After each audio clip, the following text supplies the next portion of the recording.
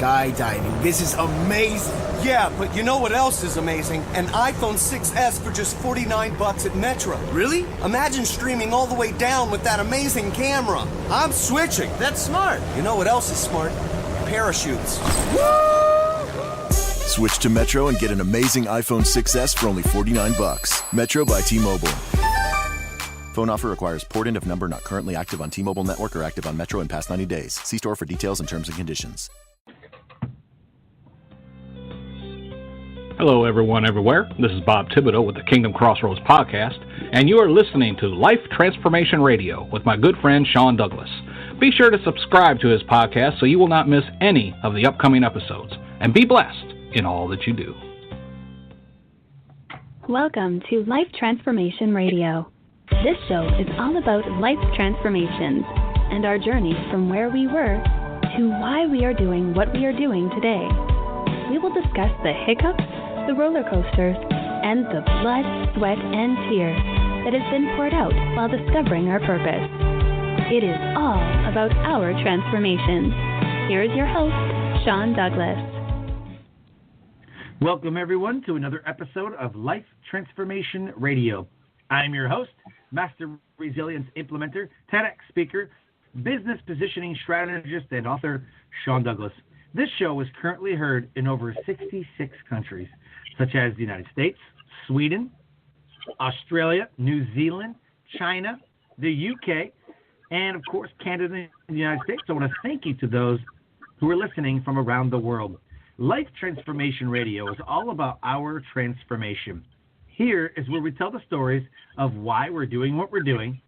We highlight that transformational moment that has changed our lives and how we use this to help transform others and elevate their lives as well.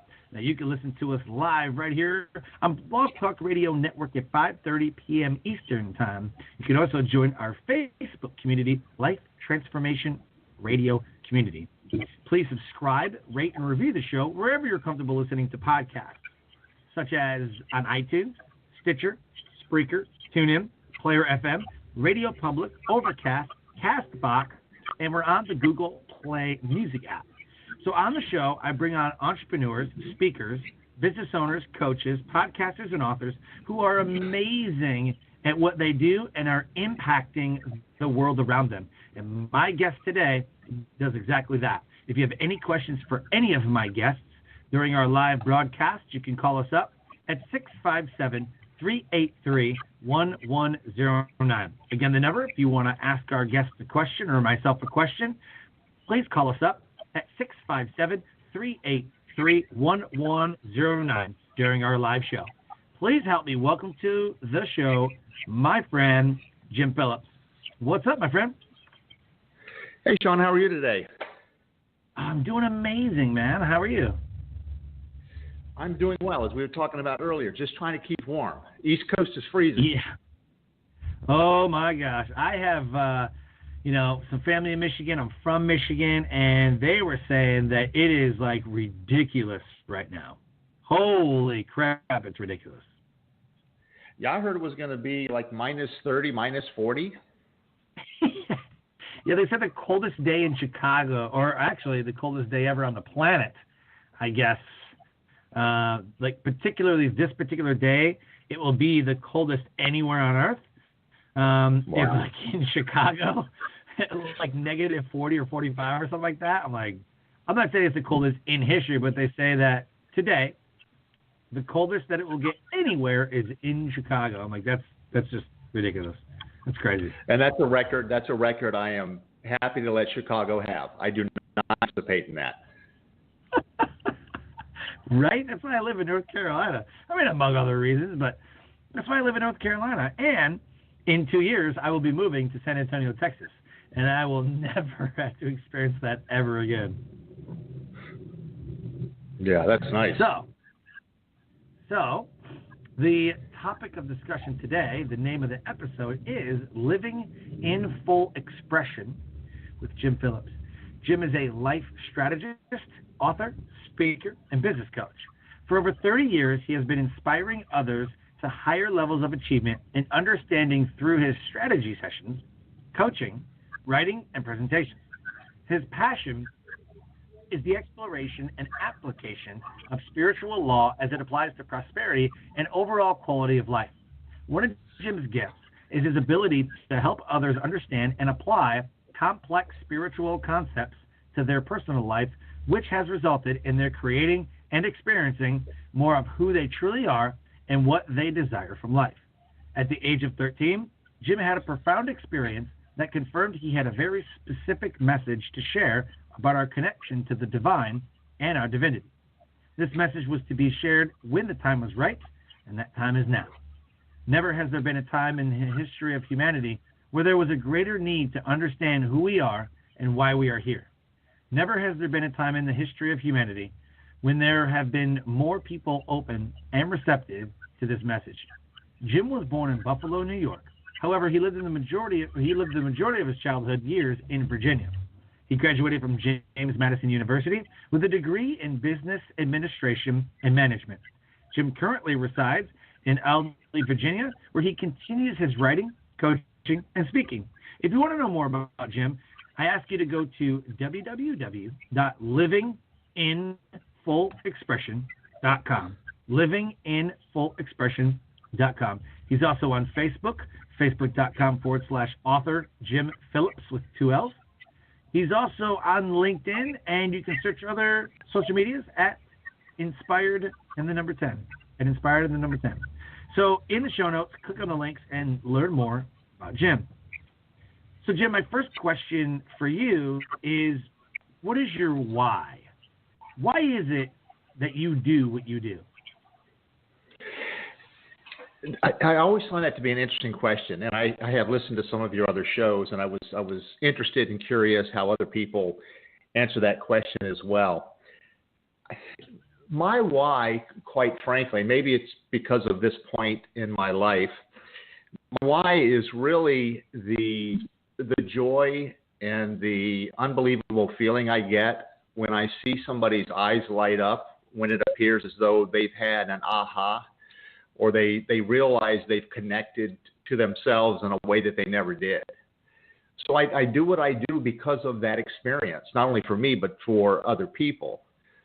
And, of course, along the way, the big why is because as I am working with other people through the life strategy work that I do or the writing and speaking that I do, everything that comes through, every bit of information that I get is always initially for me. And I know that I have to apply whatever information I get to my own life first, so that when I share it with others, it's coming from an experiential perspective as opposed to it just being some kind of rhetoric that I might be passing along to other people. So really that's my why. It's about my continuously understanding and applying what I come to realize about myself that can be applied towards, I believe, everybody's lives. But my purpose isn't in getting other people to change. It's just, I guess, serving as an example to other people of perhaps what is possible if they see what I do and they resonate with what I do or who I am or how I present in the world. Oh, I like that. So you're more of like an action-based, right? Like, don't exactly listen to what I say, but really like what I do. Like, really listen to what I do. Is that yeah, but it's actually not. It's not actually what I do, because what I do is what I do, which serves me. It's me doing those things that maybe I'm called to do, maybe I resonate with, maybe it's my passion. But it's more who am I, or who am I being, or how am I being during the process of doing whatever it is that I do. I got you. Okay, yeah. I fully understand now. That's awesome. And I'm sure it's unique because from what I know about you, you're very passionate and very energetic and very like a go-getter about what it is that you do. Yeah, if you the name of the show is called Living in Full Expression. My work essentially is that. It's about living in full expression. The word life is the acronym for living in full expression. So I fully believe that that's what we're here to do. We're to live in full expression of the truth of who we are, The question that obviously begs, though, is what is the truth, or for any individual that's out there, what is their truth? And that's for each of us to figure out. That's what the whole purpose of life is. In fact, I have a definition that I've put towards what is, or an answer to what is the purpose of life. And this is not what is our purpose, but what is the purpose for any of us being here. And for me, it's the progressive realization of the truth. A progressive realization of the, And that just means that every event, every experience we have, every decision we make, every action we take is a part of that progressive realization, because all of those things give us a new experience, and each experience gives us the opportunity to reveal to ourselves more of our truth. And the truth being, who am I? Yes. 100%. People ask that question all the time. One of the foundational questions that everybody starts with, like, well, before you start with your purpose, who am I? Who are you? And then, look deep inside yourself, and, all that. And I totally get that, but, sometimes it's hard. I reevaluate myself a lot. And I ask, like, am I on the right path? Is this what I'm doing? Well, I'm super passionate about it. I love doing it. Am I doing it for the right reasons? Who am I at my core? I got a friend named Tim Rode, and shout out to Tim Rode. He is the founder of the One Life Fully Lived nonprofit 501c3. And One Life Fully Lived, the core teaching is, who am I at my core? Who am I? I'm this person, but really at your core, who are you? And they go super deep on it. And I love that you asked that question. Who am I? Yeah, and I think the whole point with that is, and you were correct in what you were saying, Sean, it is difficult. And even when someone gets to the point where they accept that they're not what they see in the mirror, that I'm not this physical body, I'm not my job, I'm not any of the material things that I have, I'm not my house, my car, my relationships, any of the labels we put on ourselves, but I am that which is looking from through my eyes and seeing and experiencing whatever is happening, so that entity is who we truly are. And if you strip away everything else, what remains? And that is the hard part for all of us to accept, because everything about life is physical. We see ourselves, we have people tell us who we are, what we should do, what we look like, pretty much everything. And it's a recognition. It's more or less, as I'm saying this, I'm motioning with my hands. It's like stepping back and stepping out of your body and recognizing that whatever it is that stepped out of your body is truly who you are. And that is, to me, it's an experience, or it is the divine experiencing and expressing itself through us and as us. So, I love that, by the way, taking a step back. Because, like I said, I reevaluate myself all the time. Right? I reevaluate myself.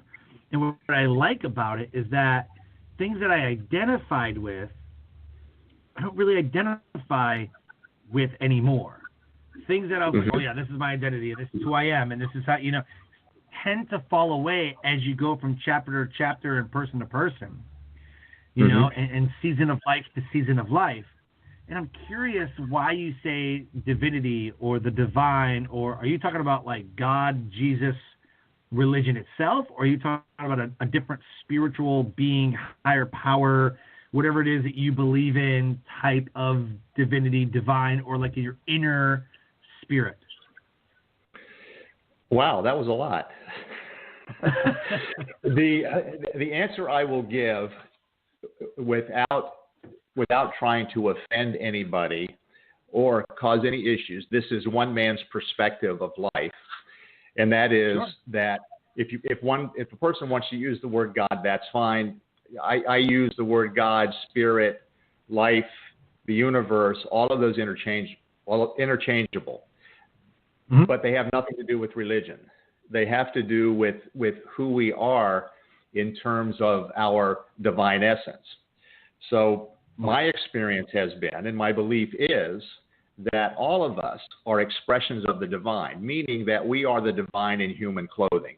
And it is the divine, God, spirit, the universe, whatever you want to call the entity, the all that is, the great creative force. That entity is experiencing and expressing itself through us and through our physical form. Got it. An interesting perspective on that is so many people, and I add myself to this, although I've shifted from it a little bit, and that's that we always try to become a better version of ourselves. And typically when we hear that, people will say, well, I'm trying to become a better version of this human that's standing here. And that's where we get into trouble, because if we are, in fact, an expression of the divine in human clothing, we are already all that we can be. We're and again, whatever term you want to use for whatever that divine entity is, we're already that. So really, life is about allowing that which we are to be the experience and expression through us in physical form. It's not about becoming a better human or becoming better in my physical form. It's about getting out of the way and allowing the divine to experience and express itself through us and as us. And that's where, when we let go of all the attachments, let go of the labels that we have, let go of the limiting beliefs and the thought processes and the dogma and everything else that we allow to rule our lives, and we understand that life becomes, I'm going to say it becomes easier, but it doesn't become less difficult, because we're going to have challenging opportunities in life which give us the opportunity to truly see how powerful we are. And once we allow that entity within us to be the one taking charge, we're going to see that there absolutely is nothing that life will put before us that we can't move through. And then as we move through it, we serve as an example to others of who they are and what they're capable of doing. Oh, I like that. So not only is it your belief, your principles and values and everything, but you are the example for other people. Correct. I like that. I like that a lot. But keep in mind, we're the example for each other regardless of what we do. Because you can have somebody that's out there that's a total, whatever you want to call them, a total jerk, and they're still serving as an example, because somebody may look at that person and say, well, I'm never going to do that. I don't want to be that way. So that's another example. That will give us an opportunity to make a decision on how we want to express in the world. We can also see somebody like a Mother Teresa or a Martin Luther King or anybody who we hold in high esteem. We can always say, okay, well, there's another example. I do want to emulate that person. I do want to have those same characteristics and quality. I want to have integrity. I want to have truth. I want to be a loving, kind, compassionate person. You know, I wonder if people saying that is why society ebbs and flows the way it does. You know, you always get mad at your parents when you're kids. You're like, I'm never going to parent my children like that, you know? And then you actually parent your children how you want to parent, and then they turn out a certain way. It's like, man, I wonder what happened if I parented the way that my parents parented. Which, again, can be bad, because if you had abusive parents and then you father or mother, you know, if you parent your children the same abusive ways, they, you know, if you were a high school dropout because they were a high school dropout because their grandparents were high school, like, it's, you know, it's hard to find examples to know what the right thing to do in life is. You know, I barely grew up without a father. You know, every other weekend, my mom and dad divorced every other weekend, 2 weeks out of the year type of thing. And even then, every other weekend was maybe, well, can't this weekend because of this, or, you know. So, I mean, I grew up in an abusive household. My household isn't abusive, but I'm also still married to my wife, and I try to follow examples that I think are going to be set. But, I mean, really, do we know what example we should be following? Well, that's where the whole idea of free choice comes in. Now, of course, when you're young and impressionable, and if you live in a house that is abusive, or even if somebody smokes in the house, I mean, it's the same kind of thing, or drinks. It's any kind of behavior we can look at and say that would be detrimental to my overall well-being. There's always a point at which we can make a decision on how we're going to live our lives. And I guess it depends upon the severity of the environment, if it's abuse that we're talking about. And yet, I will also say that there are plenty of people who grew up in a severely abusive environment at home that made the decision, that's not the way my life's going to be. So they make that change. They raise their kids in what would be determined a proper way. So I don't know what we can say as what is the determining factor that would cause somebody to go one way or the other than on some level there is some level of understanding about what is true and what is not true. And then I think, we talk about all the time about the overall most beneficial, most powerful energy ever is the power of love. So we could say that was within that person, and that love that is within them is what took over and caused that person to make that decision to not live the life of abuse or to engage in abusive relationships. Yeah, because people parent differently. I know I try to have my kids understand things like video games and phones and like what it means to have this connectivity, or like you don't need to play 8 hours a day on video games. Like there's other things to do because sunlight's good for you and outdoors. But then I know other families that are like, oh no, our kids do not have phones and there's no video games allowed in this house. And then families are raised in polygamy, or some families are raised in other ways that maybe we don't agree with but maybe it's part of their religion. And so that's what I was kind of asking, or really having a conversation about the way. And you're right, free choice, definitely free choice is what people do all the time. All right, well let me take it a level deeper. Sure, let's do this. And this will challenge perhaps a lot of what people believe. But the question that I have asked many, many times is, I was born in Buffalo, New York. I'm white. I'm middle class. I have had, in all accounts, a good life. I've never had any horrific experience. Yes, there's been issues. I've had relationship challenges. I am divorced. But unfortunately, those tend to be normal courses of action in society today. But the question would be, why was I, Jim Phillips, born in the United States, into a country where we can pretty much do whatever we want, into a family that was loving and that provided for me? Things weren't always easy, but I was always provided for, got to go to college. And then why is somebody else born in a country like Somalia, where they're constantly engaged in civil war and conflict? Why is that? And the answer that I always get, and when I say get, I put these answers out to the universe or to God, and I get answers back almost immediately. And I don't say that to suggest that I have some power that nobody else does. It works that way for everybody. You just have to be willing to ask the questions and then receive the answer. So the question that would always come back, though, is that every soul that's incarnated into physical form is born into the perfect conditions at the perfect time for what their soul desires to experience in that lifetime. So we can look at somebody who's born into an abusive family, and we can't answer that question. What is it about that soul that they wanted to gain from being in that experience of being in an abusive family?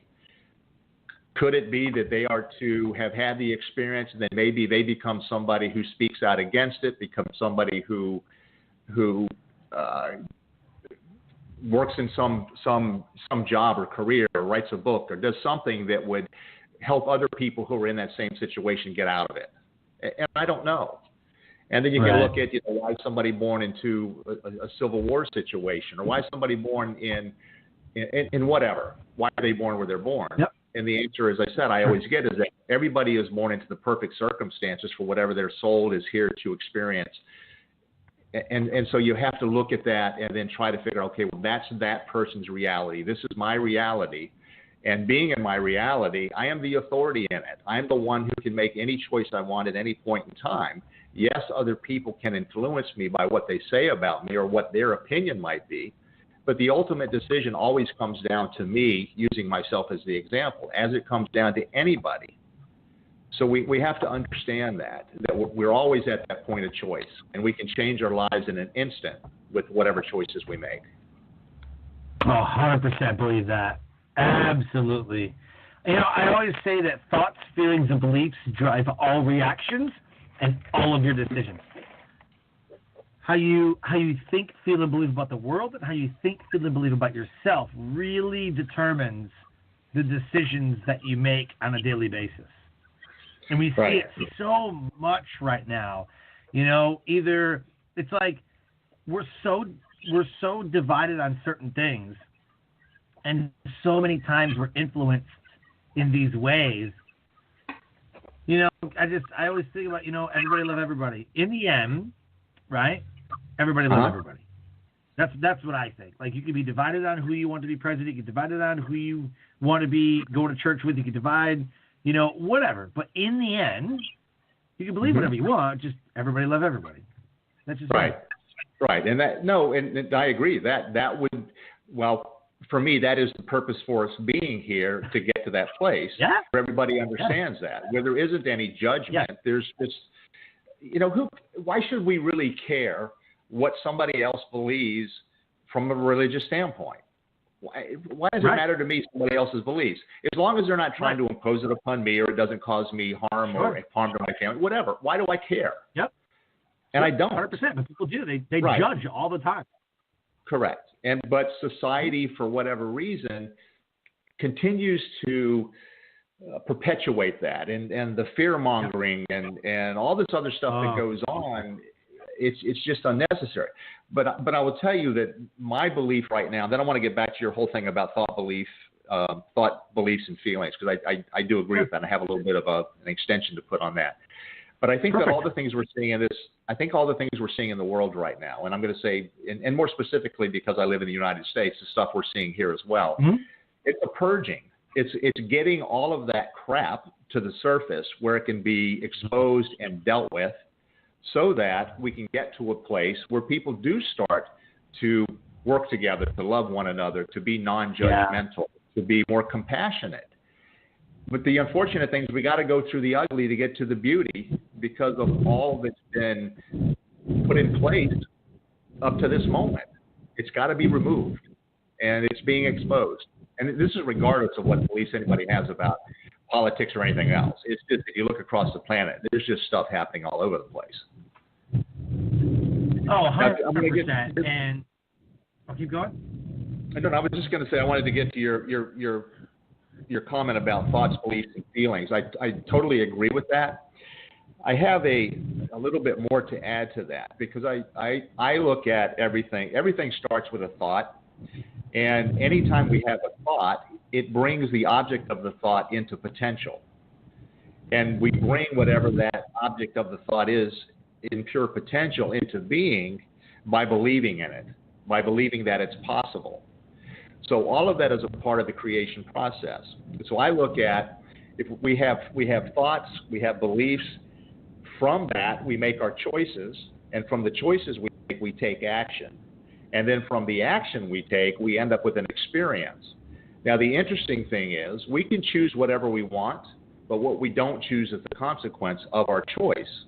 However, if we hold thoughts, if we hold beliefs, if we make choices in alignment with whatever it is we truly want to experience, or whatever it is we're trying to create, or whoever it is we're trying to be, if we make choices in alignment with that and then take actions in alignment with that, then our consequences, which are going to be the experience we have, are going to be more of that which we're trying to create. There has to be that alignment. And I think that's the biggest issue for most people. Number one, most people are not clear on really who they are, what they want to be, or what they want to create experience in the world. And when you don't know that, how do you know what choices to make? Very true. Yep. 100% very true. Do you talk about this on stage? Yes, I do. Yeah. What's the response that you get? I've had some very interesting experiences where people have challenged me and gotten really angry. No. No. But I just look at that as part of the process.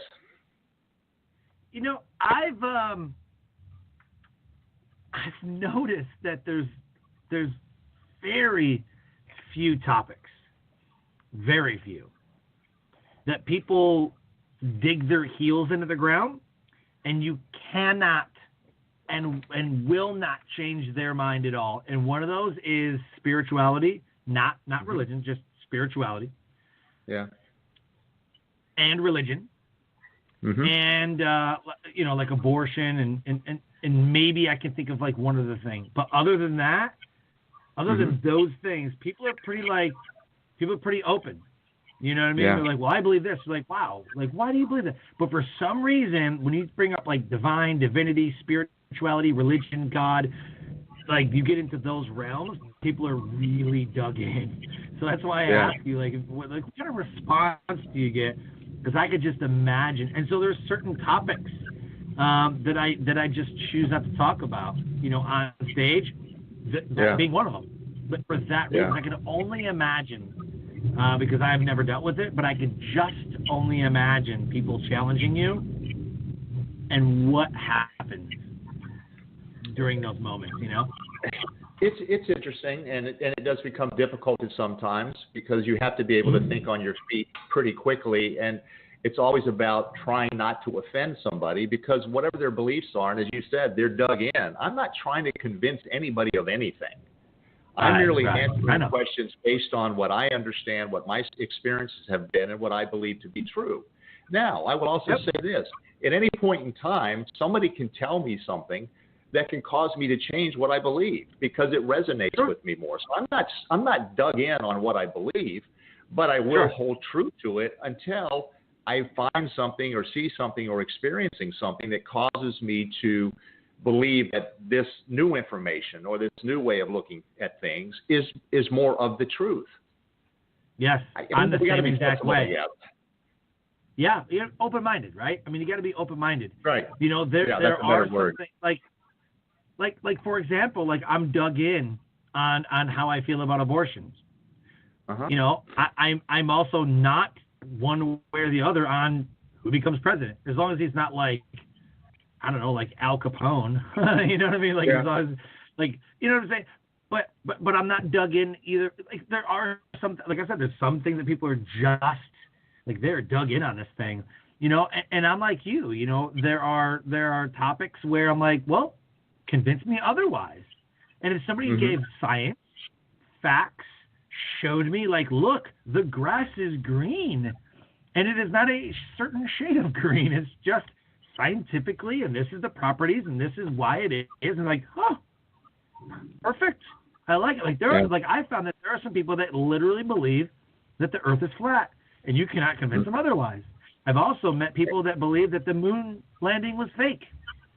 Right. That there's no way that, and so there's people that believe these. I'm like, well, I can show you otherwise because of the pictures and the videos and the time that, like, oh no, this is all. I'm like, I wonder if there's a scientific approach to believing these certain things. So yeah, that's why I ask.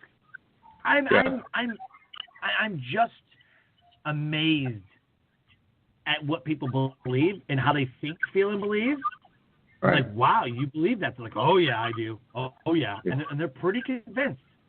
And so I ask you, what is a transformational moment that has put you on the path to what you're doing now and how you think, feel, and believe? Well, I'll answer that by starting with this, and this is something that I truly believe, and I do get pushback on this, and not because of it being about religion or spirituality or anything else, but when someone says, and you sort of phrased your question to me like this, when did I get on this spiritual path? There isn't any path that any of us are on other than the life path we're on. You don't all of a sudden turn left to go on a spiritual path. That is still an integral part of your overall life path. What we do is we go and we might veer off from the way we were living life, but it's still our life's path. It doesn't change. It's not like we all of a sudden stop and then we're reborn and start over again. Now, we could say from one incarnation to the next, that's a different life path because it is. It's a different incarnation with whatever that particular. So if someone says that I began my spiritual path when I was 35 years old because of this, it wasn't that they started their spiritual path, is that they became more aware of spirituality and who they are while on their life path. That's just the signpost they happen to be at a particular point in time. Gotcha. So a life path more than a spiritual path. Right.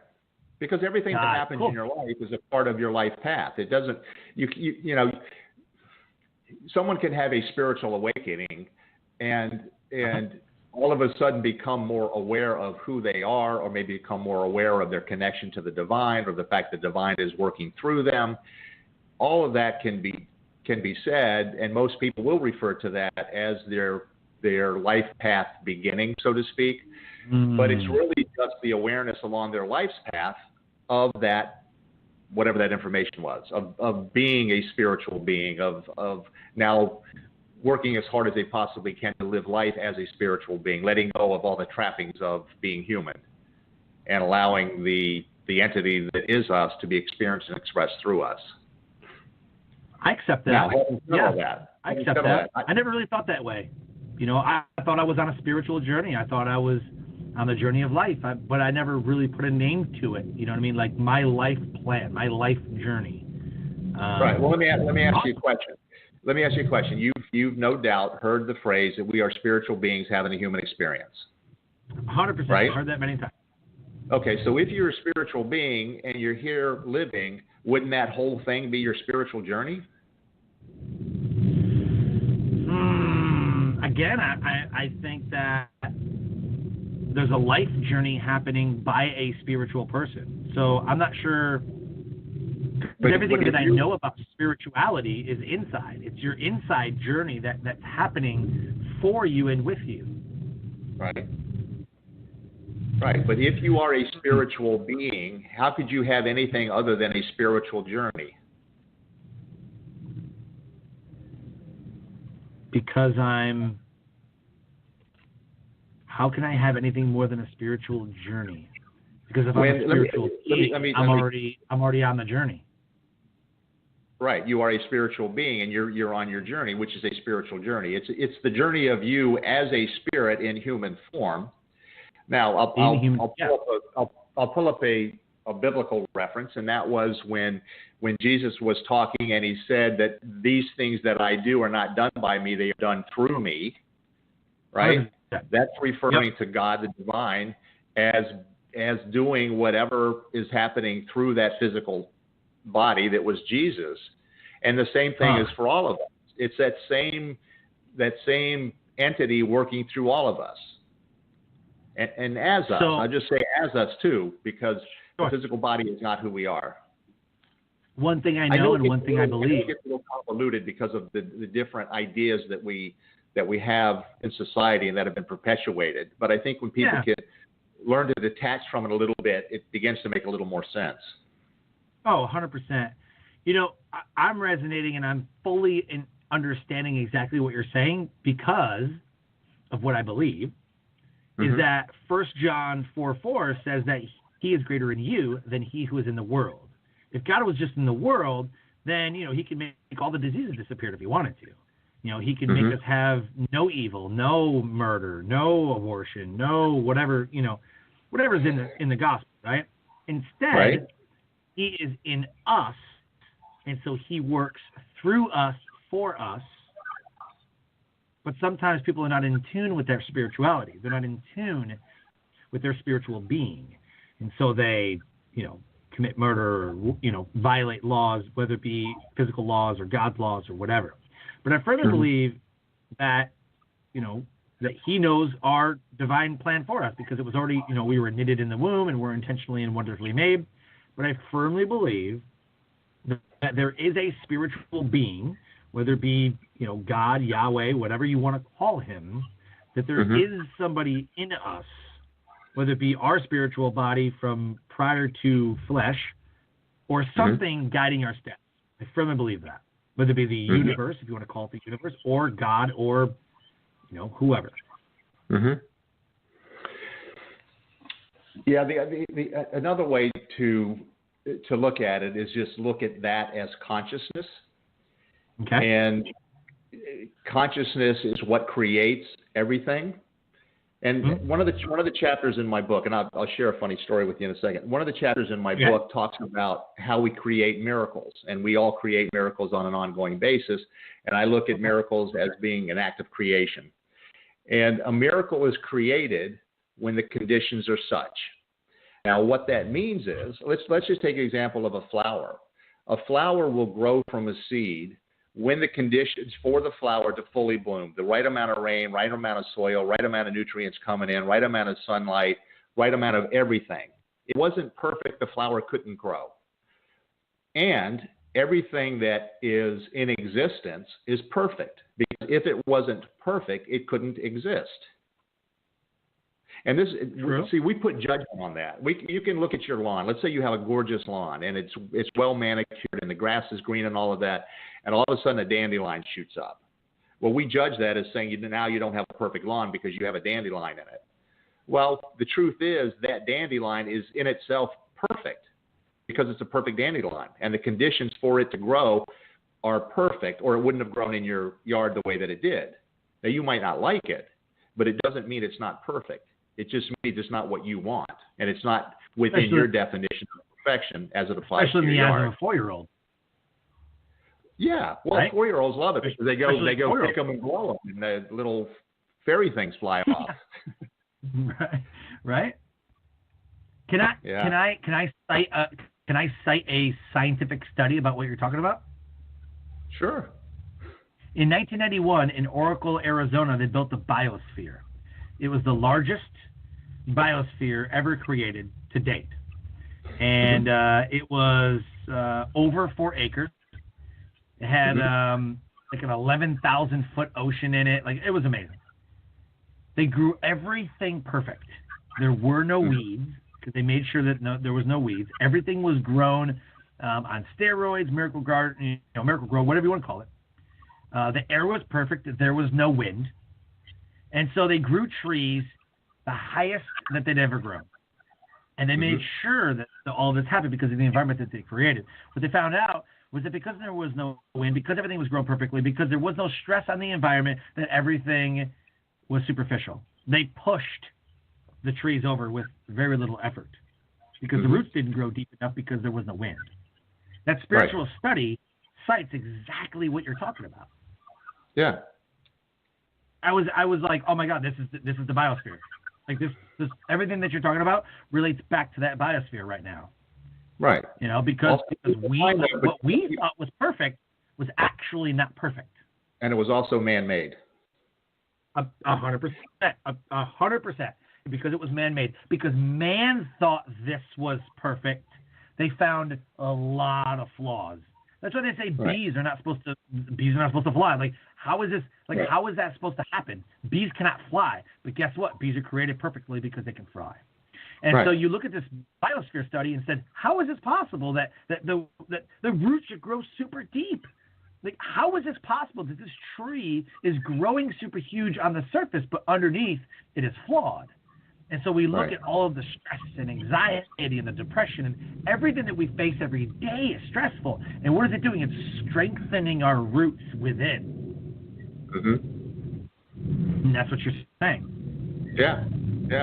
You know, another analogy would be if we look at the redwood forest out on the West Coast, and this was something I actually just heard about recently, and that redwood trees, actually the way that they grow so tall and stand so firm is because their roots become intertwined, so that each redwood tree is actually a support system to every other redwood tree. So why is it those trees do that where trees out on the East Coast might not?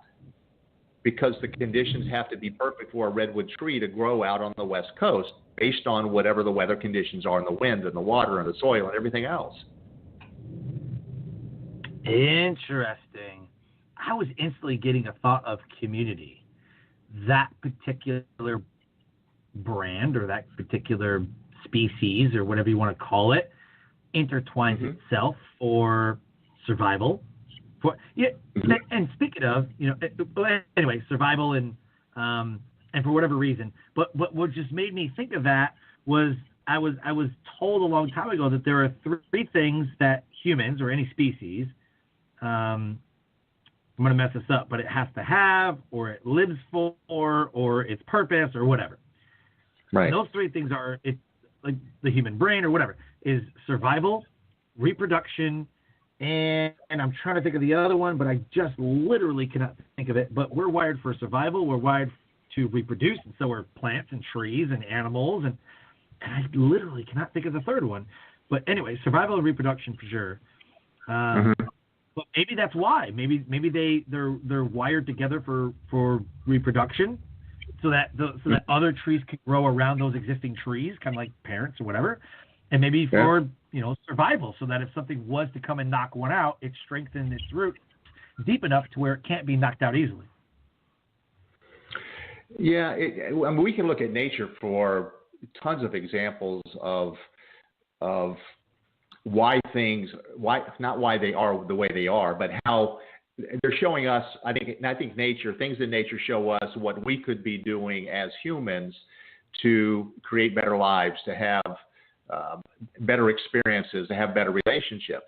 Think about, and this more or less gets back to your tree example. Think about a tree that stands by itself. If a wind comes over, it's more susceptible to it. It could be blown over. Whatever could happen to it.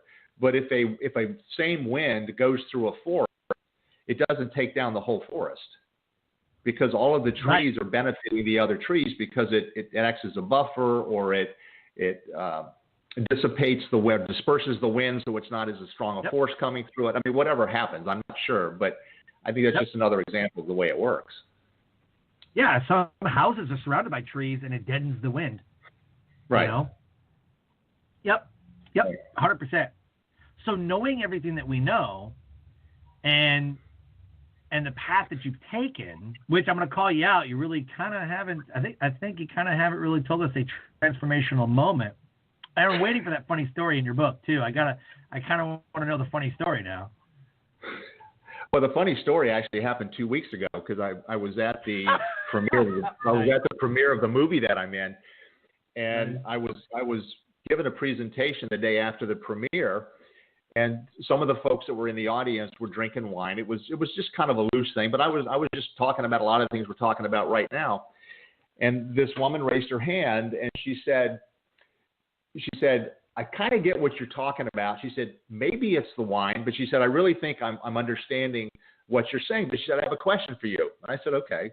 And she said, what do you believe came first, the chicken or the egg? Oh, boy. And I kind of looked at her, and I remember putting my head down and just kind of shaking, and I was laughing. It was like, you got to be kidding me. In front of a group of people, you're going to ask me the question that's never been answered? And I gave her an answer, and I'll give you that answer in a second. But the day after, I came up with the perfect answer. At least to me, it's the perfect answer, and it's a very funny answer. Okay.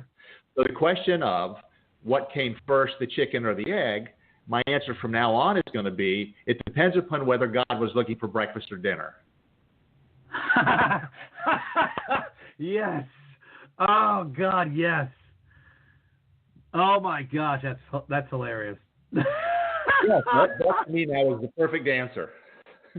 That is the perfect answer, because you never really answer it, and you just dodge the question in a funny way. 100%.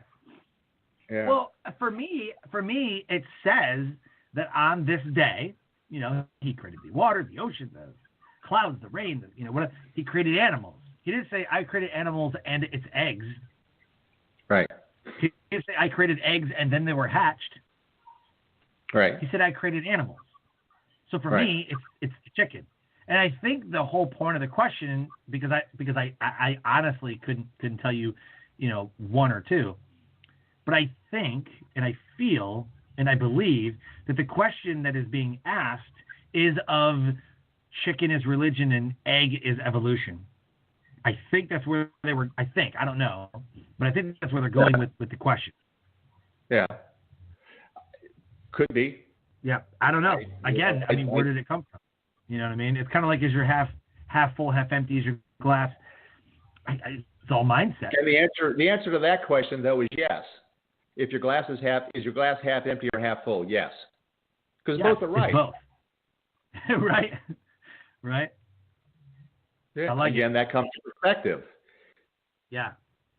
So for those listening right now, I am loving this conversation, by the way. I am absolutely loving this conversation. If you are too, I'd love to get your thought. Dial in 657-383-1109.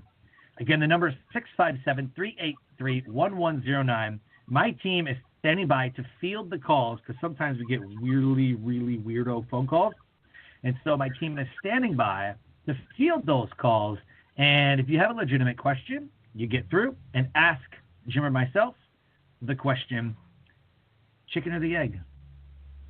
So I'm curious how you use what we know now about you and the path that you're on. How do you elevate the lives around you and empower everybody that you meet? Well, it gets back to what I was talking about a little while ago. And for me, it's always,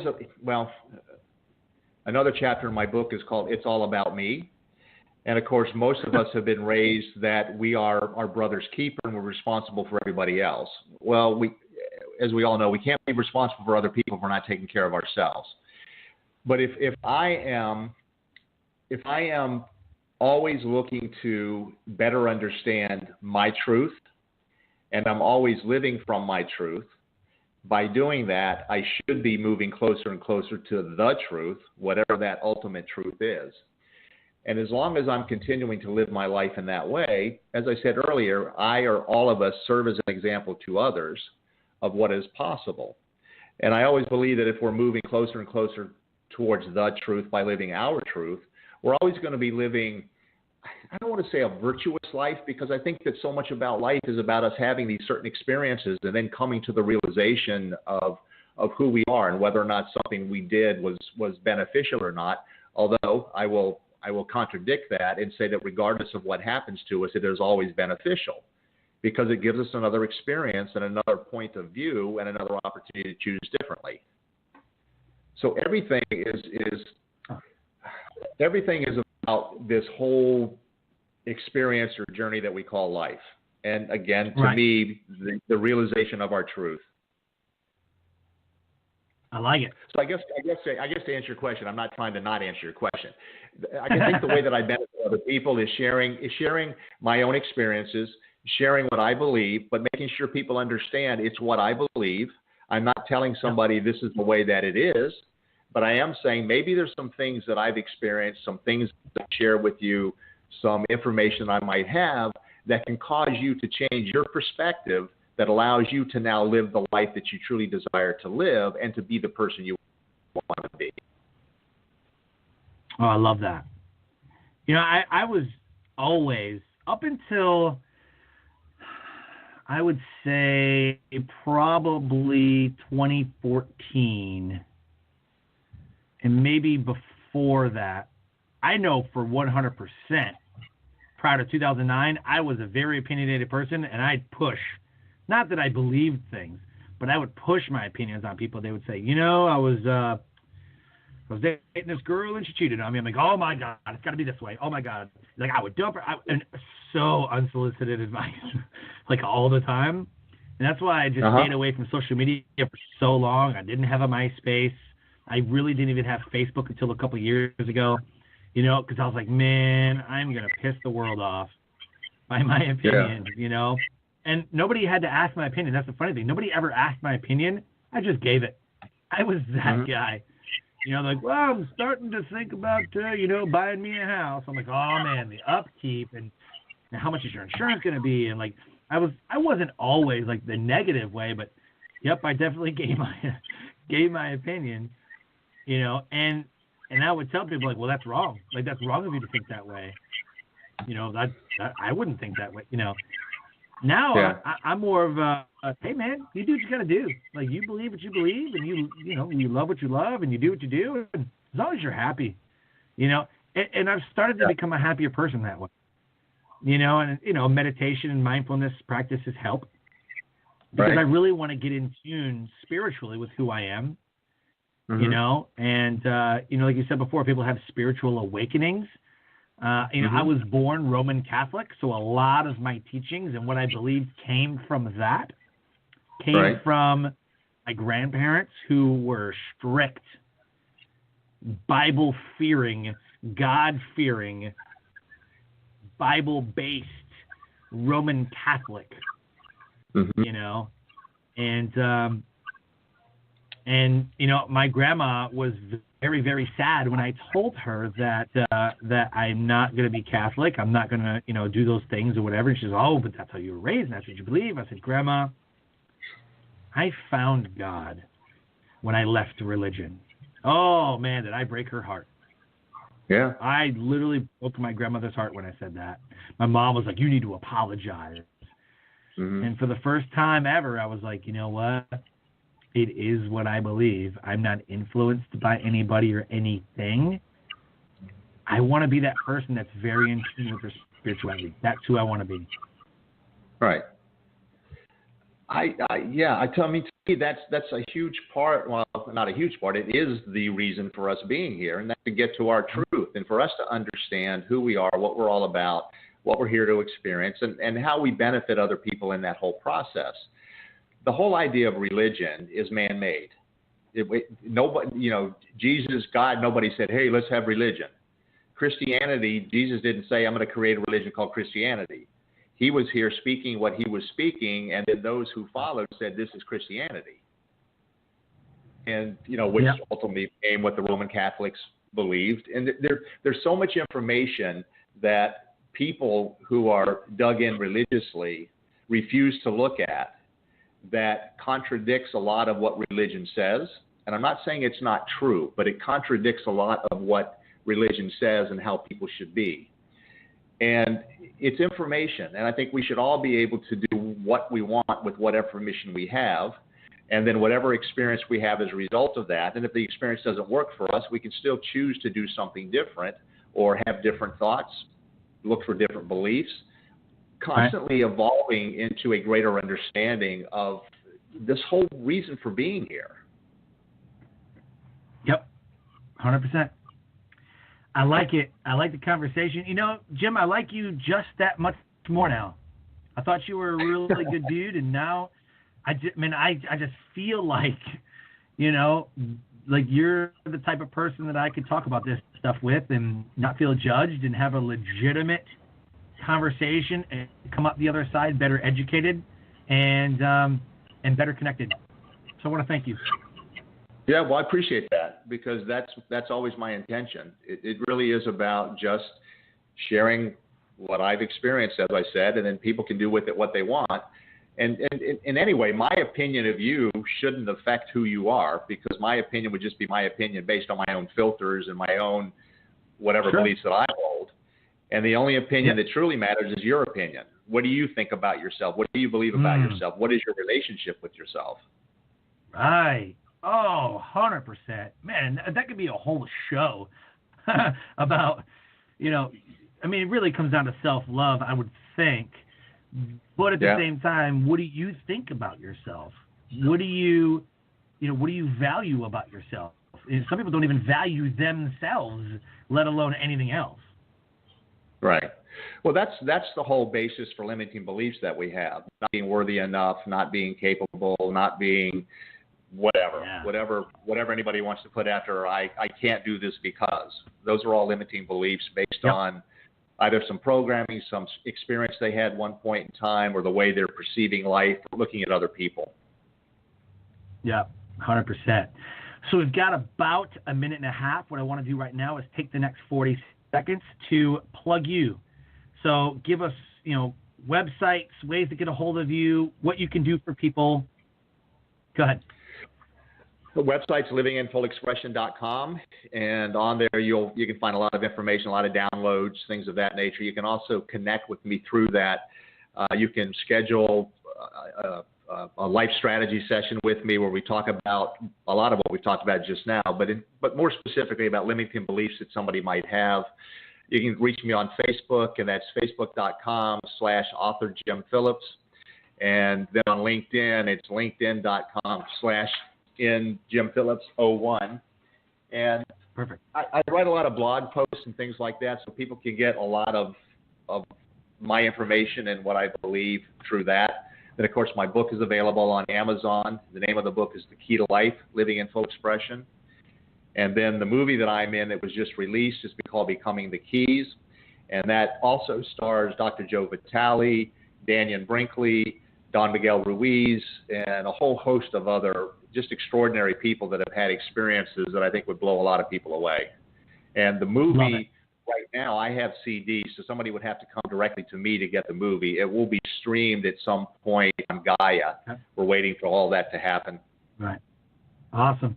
Well, I want to thank you for your time, and thank you for being an amazing guest. Well, I appreciate it. It's been a pleasure. I've enjoyed it as well. It's been a lot of fun. Absolutely. All right. That's it for today's show. Remember to live your brand. Find opportunities every day to live out the core values that you hold deep in your heart. And I call this living your brand. So until next episode, live a great life.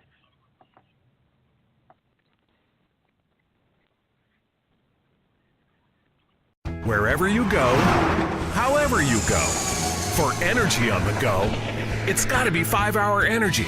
It works fast, it works long, it tastes good, and with 0 sugar and 4 calories, there's nothing holding you back. Fits your pocket, fits your backpack, fits your on-the-go life, whether you're going to work, going on vacation, or just going out with friends. 5-Hour Energy. Energy on the go. For more information, visit 5hourenergy.com.